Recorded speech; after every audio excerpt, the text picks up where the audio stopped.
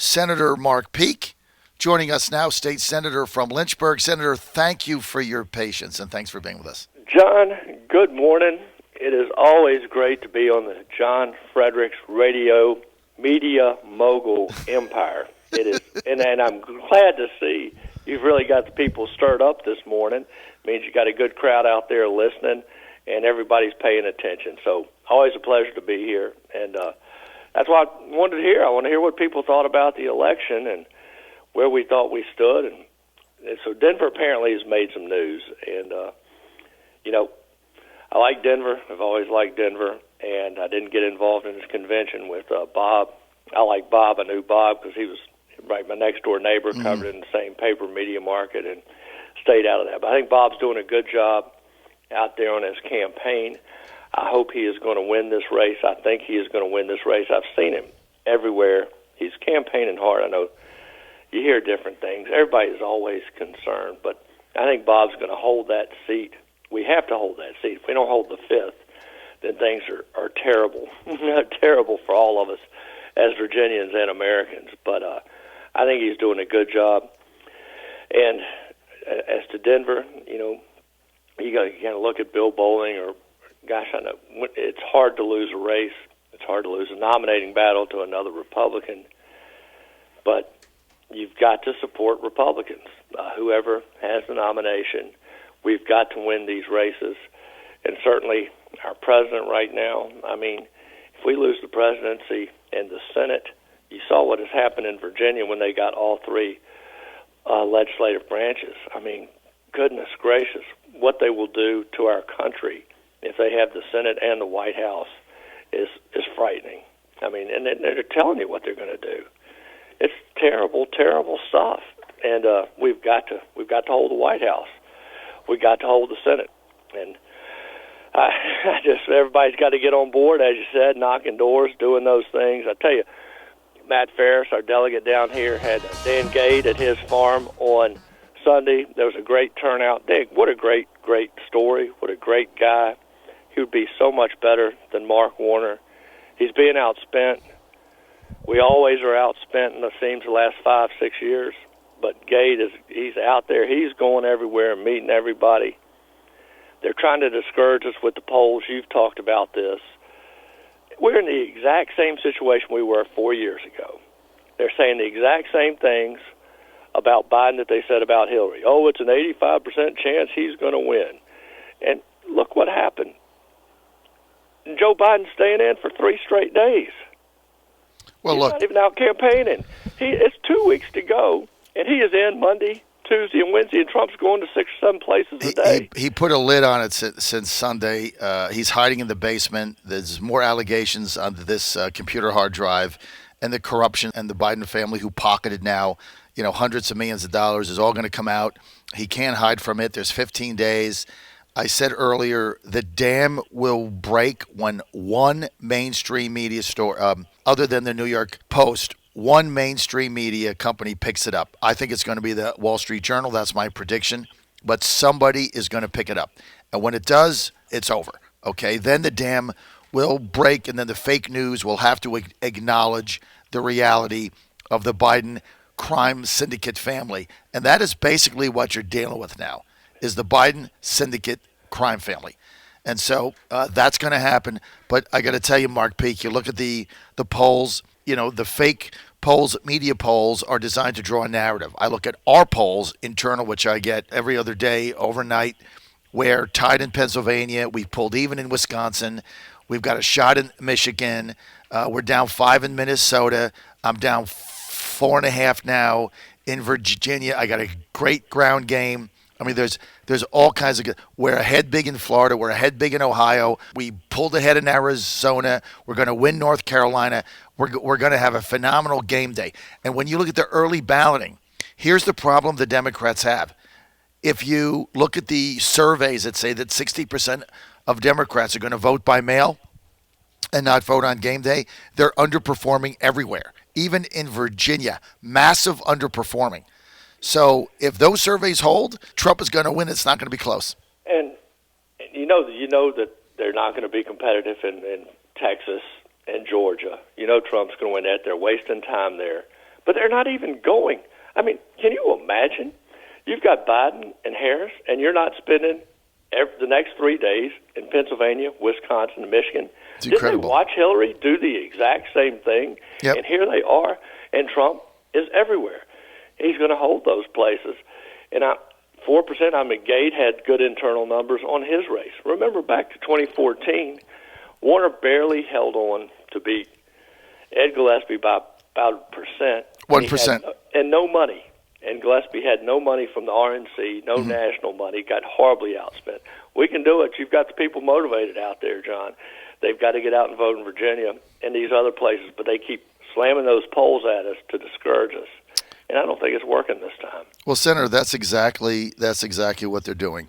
You know, they throw out these media-driven narrative polls, which are designed to keep Trump voters home on Election Day. And what we need to win is what we call the low-propensity voter, voters that don't really come out a lot. They're not really comfortable with it. We got to chase those. That's why we've invested so much in the massive ground game we have. We have to get those voters out on game day. And I predict on game day, which is what I call Election Day, there is going to be, in rural areas of Virginia, there is going to be 2-hour lines. It's going to be huge lines. We are going to get a turnout that is going to knock their socks off, right? And it's going to scare the hell out of them because our people are coming out. Have you seen the level of enthusiasm? I do rallies. It doesn't matter where I go. It's packed. And that's what they always discount that. That is so wrong to discount that. And I'll tell you, you got a great candidate like Nick Freitas in the 7th. I share a couple of counties in the 7th. I mean, they got a big get out the vote rally on Saturday in Goochland at 3 o'clock. He's driving people to the polls. Bob's driving people to the polls. And I know Scott Taylor is doing the same, but our congressional candidates who've got these tight races, people are motivated for those races. They're spending money. They're getting people fired up. I mean, the best line in that debate, and then Trump handled the debate poorly, but his best line was, well, of course he's not having any big rallies because he can't get anybody to show up. He could schedule a rally in any arena in the country, and he couldn't get 50 people. It's pathetic. Absolutely pathetic.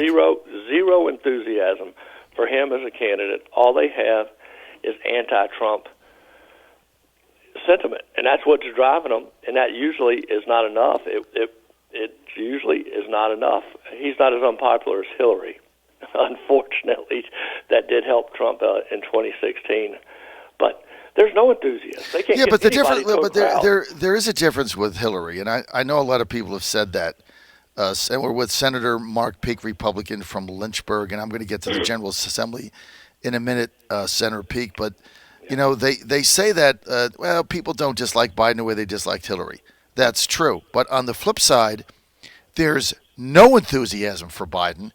And Hillary did have enthusiasts. I mean, there were a lot of people that I know, a lot of women, Democratic women, that just loved Hillary.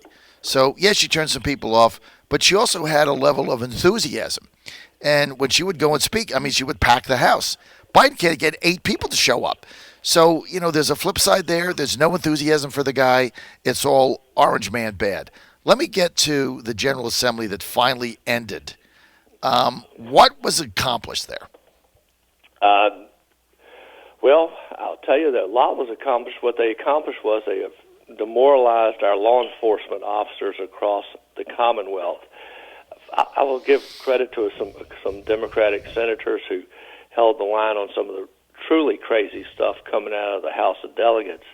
They could have been worse, but the whole tenor, the tone of the special session was against police. I mean, arguing that they're racist, and that just was the tone of the whole session, and a lot of statutes, laws, bills, whatever, to protect criminals and to punish police. And it was a terrible tone. We did finally look at the budget with a week and a half to 2 weeks to go in the special session. So we were there for 6 weeks and the real purpose was, how's the pandemic affecting the budget? What do we have to do to keep this Commonwealth solvent, to balance the budget? And we almost didn't talk about it in the General Assembly. You had a group of 6 people who really did all the budget work, 6 or 7, 3 or 4 from the Senate and few more from the House. And they did it all behind closed doors and presented it to us. Very few, no amendments were granted. I think you saw Republicans tried to amend the budget, do everything we brought, shot down. And they had already agreed beforehand, shot down the House, didn't even consider any Republican delegates' bills. So the Democrats in the House made a decision before this thing started that they would not even vote on. Our bills that got out of the Senate were never heard in the House. It was horrendous. It really was horrendous. So a 2-month special session, which is the same length as a regular session, and we spent about 8 days or 2 weeks talking about the budget. I very disappointed. It was I think a waste of the taxpayers' money.